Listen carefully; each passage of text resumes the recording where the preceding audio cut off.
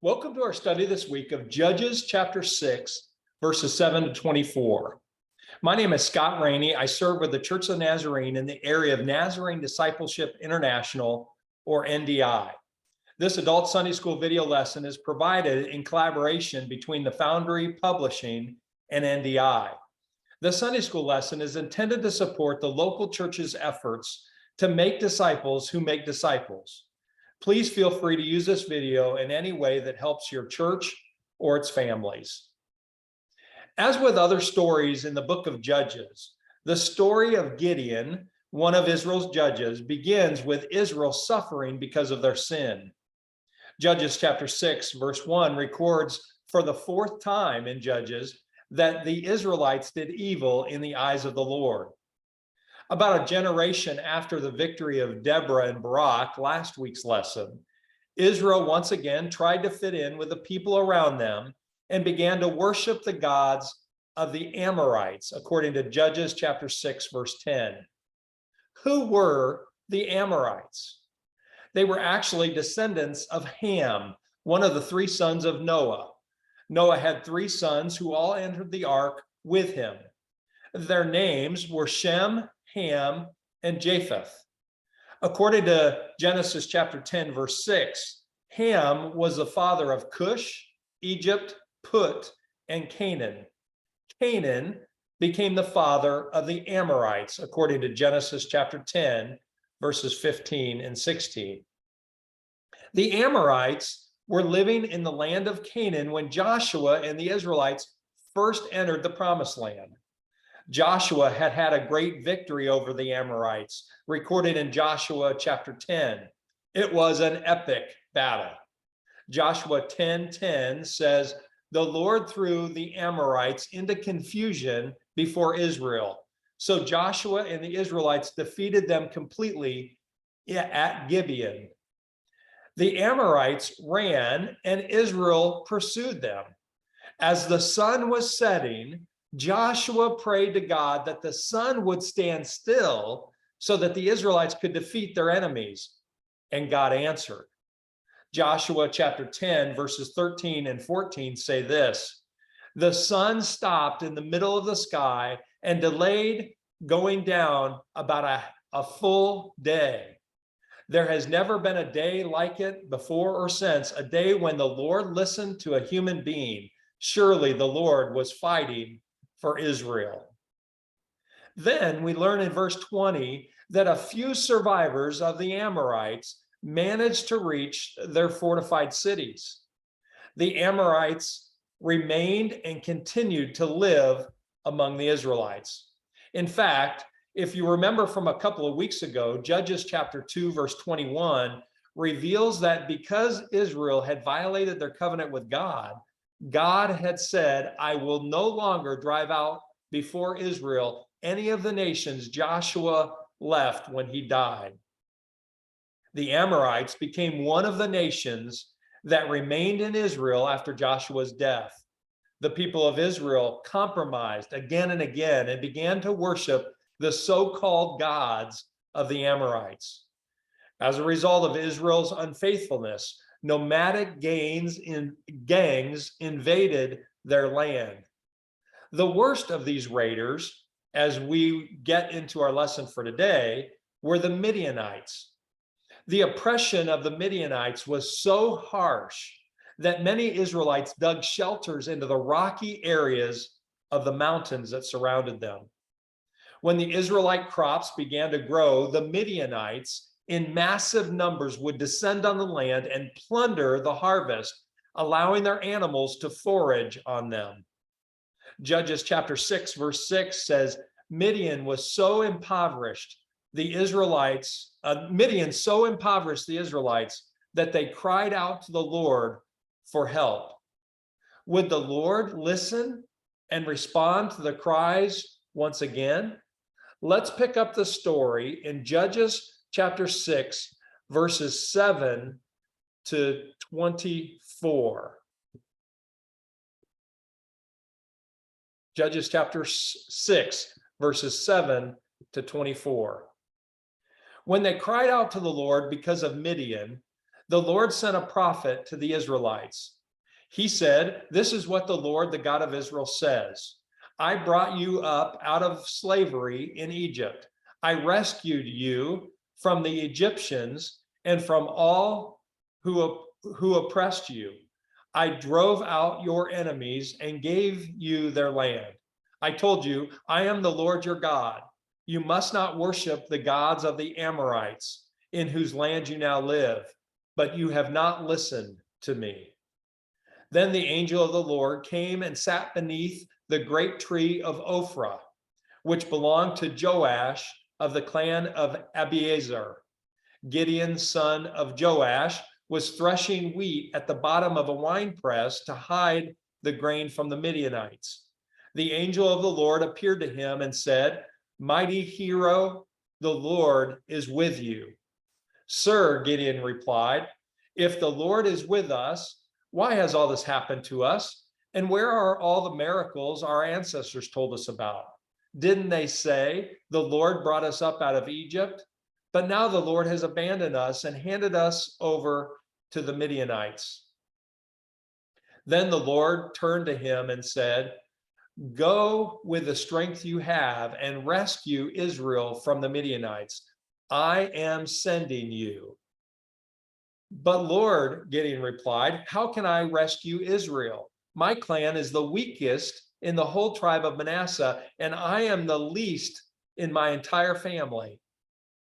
The Lord said to him, "I will be with you, and you will destroy the Midianites as if you were fighting against one man."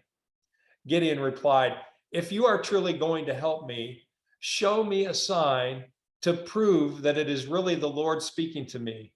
Don't go away until I come back and bring my offering to you." He answered, "I will stay here until you return." Gideon hurried home. He cooked a young goat, and with a basket of flour, he baked some bread without yeast. Then, carrying the meat in a basket and the broth in a pot, he brought them out and presented them to the angel who was under the great tree. The angel of God said to him, "Place the meat and the unleavened bread on this rock and pour the broth over it." And Gideon did as he was told.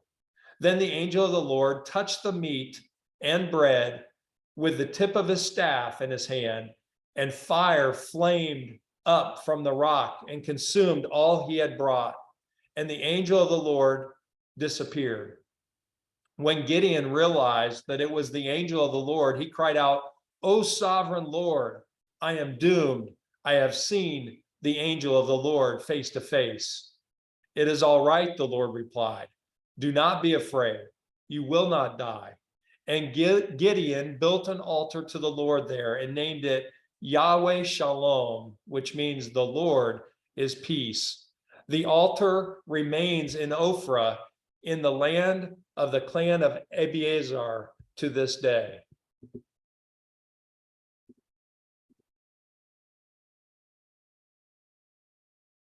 The book of Judges tells the many ups and downs of Israel's history during the period between the entering of the land of Canaan and God's anointing of their first king. The cycle is predictable as we read it through the lens of history. Israel was unfaithful to God's covenant and worshiped the so-called gods of their neighbors. God was angry with Israel and removed his hand of blessing and protection from them. Israel's enemies therefore rose up against them, conquered them, and began to treat them like slaves. Israel cried out to God, and God had mercy on them. God raised up a judge to lead the people out of bondage. The book of Judges has already given 3 examples before our passage for today. Othniel in chapter 3, verse 10, Ehud in chapter 3, verse 15, and Deborah in chapter 4, verse 4. When the judge died, Israel became unfaithful again, and the cycle continued. As our passage begins in Judges chapter 6, verse 7, Israel is crying out to God. God hears their cry and first sends a prophet, according to Judges chapter 6, verse 8. The prophet told them what God had done for them and what sin they had done against God.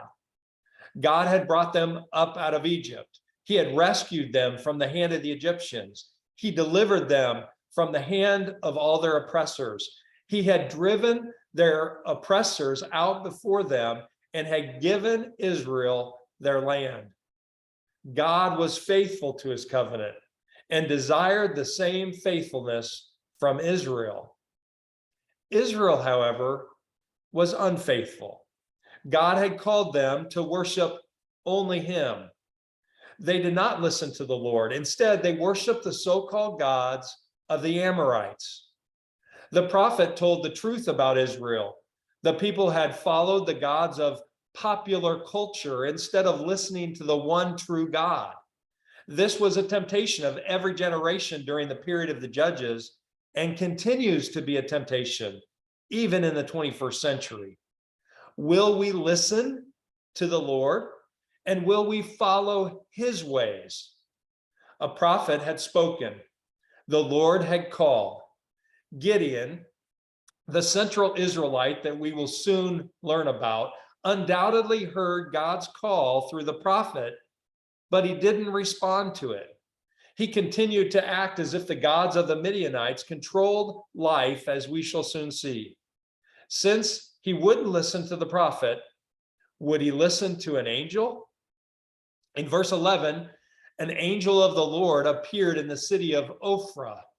Ophrah was a city in Manasseh, one of the 12 tribes of Israel that was located on both sides of the Jordan River. The city, Ophrah, was located 6 miles southwest of Shechem, north of Jerusalem. The angel sat down under the oak tree on the property of Joash, the father of a man named Gideon. Gideon was not expecting a visitor. In fact, Gideon was hiding. Hebrews chapter 6, verse 11 says that Gideon was threshing wheat in a winepress to keep it from the Midianites. The winepress would have been a large, flat stone surface where grapes could be crushed when someone stepped on them. The juice would flow into lower areas through channels cut into the stone surface. There it could be collected and strained. Why would Gideon have been threshing wheat on a winepress? Normally, a person in the ancient Middle East would have threshed wheat on the top of a tall hill where the wind could blow freely. They would throw the wheat and the chaff into the air, and the wind would separate the chaff from the wheat, which would fall to the ground. But here in Judges, Gideon obviously didn't want to be seen by the Midianites, so he stayed off the high hill and threshed the wheat in a hidden place. Gideon was afraid. He didn't believe he could personally do anything about the evil around him. His words showed that he didn't believe that God was able or willing to help either. You see, for 7 years, the Israelites had suffered because God had allowed their enemies to overwhelm them. Gideon's generation had heard time and again what God had done for them, but that was now in the past. Since life had become so difficult, he assumed God was no longer present with them. Ironically, Gideon was witnessing God at work at that very moment when the heavenly messenger came and sat down under the oak, verse 11. So often Christians today are wondering, where is God in all the mess around us? Like with Gideon, God is present today. He has not left us. And if we are watching carefully, we will see him at work. The words of the angel are encouraging and maybe a little confusing to Gideon. The angel's first recorded words are, "The Lord is with you, mighty warrior." Judges chapter 6, verse 12. The you in verse 12, "The Lord is with you," is singular. God's promise was for his presence to be with Gideon personally. Remember, the promise of God's presence often accompanies God's call. And what a gift that promise is to us. When God called Moses to go to Pharaoh, Moses asked, "Who am I to appear before Pharaoh?" Exodus chapter 3, verse 11. God answered him by saying, "I will be with you." Exodus 3:12. More than our skills, our support from others, our finances, or our intelligence, God's presence is the most important element as we serve him today. I imagine that the angel's name for Gideon, mighty warrior or mighty hero, may have caused Gideon some confusion, if not amusement. Gideon was not a warrior. He was not even particularly brave. Genesis chapters 6 and 7 show him to be fearful at every turn. But God had called Gideon and had promised that he would be with Gideon. The mighty warrior was not convinced of his pedigree for such a task. Gideon reminded the angel that he was from the weakest clan of the tribe of Manasseh, and his family was the weakest in the clan. Surely God had made a mistake. God once again reassured Gideon in verse 16, "I will be with you, and you will strike down all the Midianites, leaving none alive."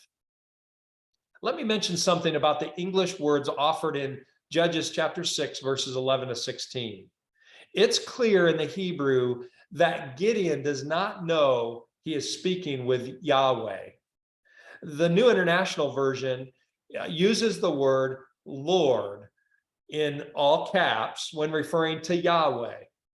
You will notice that this word is used when referring to, in the third person, to the angel of the Lord, verse 11, for example. You'll also notice that it is the Lord, that is Yahweh, who speaks to Gideon. Look at verse 14. But when Gideon speaks to the angel of the Lord, or when he replies to the Lord, Gideon uses a different Hebrew word, Adonai. Adonai is also translated as Lord, even in the New International Version. But you will notice that in the English, this is not in all caps, revealing that he is using another Hebrew word besides Yahweh. Adonai can simply be translated sir. The bottom line is that Gideon does not know that he's speaking to God at this point. But things are about to change as we move into our last section in verses 17 to 24. The angel had gotten Gideon's attention, but Gideon was not fully convinced. Gideon needed a sign to prove that the messenger was indeed from God. This was the first of 3 signs Gideon requested in this story. The other 2 are the tests of the wool fleeces found in verses 36 to 40. Gideon asked the angel to wait for him as he prepared a meal. The meal described in Judges chapter 6, verse 19, a young goat and bread without yeast, would have taken several hours to prepare. Can you imagine the patience of this angel and the patience of God to wait for people to heed his call? I'm sure that if we gathered many Christians in a room, there would be different opinions on whether it was okay to ask God for a sign. Some today might refer to an open door as a sign, but even an open door is not always trustworthy. When I have a big decision to make, here are the questions I consider. What do the scriptures say? What do I sense in my spirit as I pray? Is there an open door? And what do trusted Christian friends say about my situation? I remember when my wife Jenny and I moved to Kansas City in 1998 to attend Nazarene Theological Seminary, we had 4 specific things, or I would say open doors, we needed before we made the move to Kansas City. Only 2 of the 4 open doors were fulfilled before we moved. We stepped out in faith on the other 2 because of the other questions had been answered clearly for us to move. The final 2 things became reality once we arrived in Kansas City. Faith, however, was still needed. When the meal was ready, the angel had Gideon place the meal on a rock, possibly the rock of the winepress where Gideon had been threshing wheat. Then the angel turned the meal into a sacrifice, and according to Judges chapter 6, verse 21, fire flared from the rock, consuming the meat and the bread. The angel disappeared, and once again, Gideon was in fear. He knew that he had seen an angel of Yahweh. While the angel had disappeared, Yahweh's voice still spoke. Peace, do not be afraid. Judges chapter 6, verse 23. And by faith, Gideon built an altar to the Lord and called it, "The Lord is Peace." Verse 24. There are many stories in the Bible where those who considered themselves nobodies were called by God to do something that seemed extraordinary. Gideon certainly considered himself to be a nobody. God places potential, however, in every person to serve in his kingdom. The word potential entered the English language from the Latin word meaning power. Today, potential means possessing the capacity to develop into something greater in the future. Gideon's story confirms that God sees potential when others do not. Gideon lacked confidence that he could do what God asked of him, yet God patiently worked with him. God was calling, and God was all Gideon needed to accomplish his calling. The question for us today is, are we as Christians willing to believe God and trust his presence as we follow and obey his call today? I want to be one who believes God and trusts his presence. Will you join me trusting him today?